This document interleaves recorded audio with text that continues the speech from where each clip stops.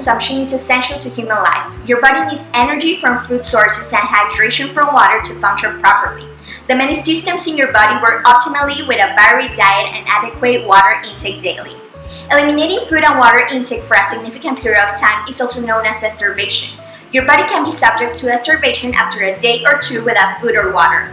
At that time, the body starts functioning differently to reduce the amount of energy it burns. Eventually, starvation leads to death. A study says that a human can go for more than 3 weeks without food. For example, Mahatma Gandhi survived 21 days of complete starvation, but water is a different story. At least 60% of the adult body is made of it, and every living cell in the body needs it to keep functioning. Water acts as a lubricant for our joints, regulates our body temperature through sweating and respiration, and helps to flush waste.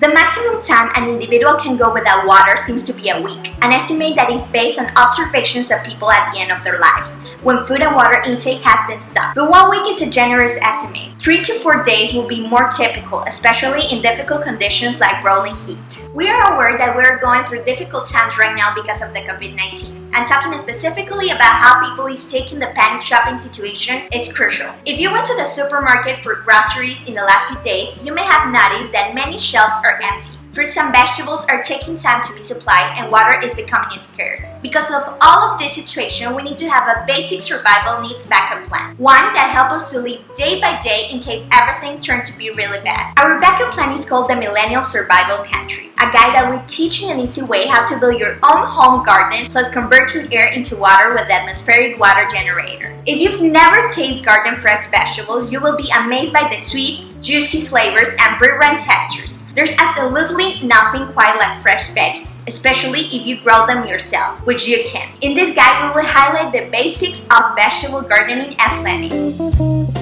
Picking a good location for your garden is absolutely key. A subpar location can result in subpar veggies. Here are a few tips for choosing a good site. Most vegetables need at least 6 hours of direct sunlight per day. The more sunlight they receive, the greater the harvest, the bigger the veggies, and the better the taste.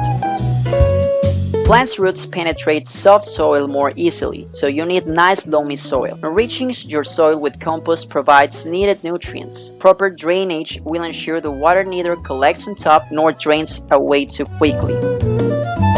You don't want to plant in a place that's prone to flooding during heavy rains or in a place that tends to dry out a lot. You also don't want to plant somewhere where strong winds could knock over your young plants or keep pollinators from doing their job. Plant in a location that would make Goldilocks proud. One of the most common errors that beginners make is planting too much too soon, way more than anybody could ever eat or want. Plant your garden with care. Start small and only grow what you know you'll eat. A good-sized beginner vegetable garden is about 16 per 10 feet and feature crops that are easy to grow. Make your garden 11 rows wide with each row 10 feet long. The rows should run north and south to take full advantage of the sun. In addition to choosing the right location, here are a few tips that will help you grow your best veggies yet. Plants set too close together compete for sunlight, water, and nutrition, are more susceptible to disease and pests, and fail to mature. Pay attention to the spacing guidance on seed packets and plant tabs.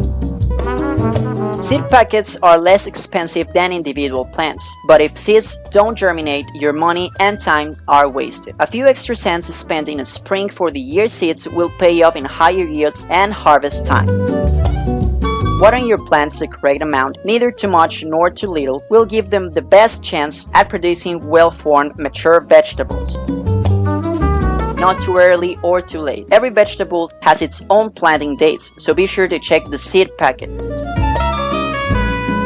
The vegetables suggested below are common, productive plants that are relatively easy to grow. It would be wise to contact your state's cooperative extension service to find out what plants grow best in your area and when the best time for planting them is. Here is the top 10 vegetables to grow: tomatoes, zucchini squash, peppers, cabbage, bush beans, lettuce, beets, carrots, heart, and radishes. People often have a common misconception that all water can be used, and that it's not entirely true. Water is becoming more and more scarce, and it is time that we reinvented the way we harvest the college water. All around the world, it is becoming harder to locate associated water. Most water is heavily contaminated and not usable. More people need more consumption, and if we exhaust our resources incorrectly, that could cause a problem. But it is possible to harvest water from air almost anywhere in the world. Our core air-to-water unit uses a turbine that forces air through an air exchange, where the air is cooled and condensation takes place. IV solution can be deployed to the same effect by driving a ventilation system. Lowering the temperature of air requires minimal energy. When the temperature falls below its dew point, water droplets will form. These droplets then collect in the water junction compartment. The water production of the air-to-water system depends on the environment.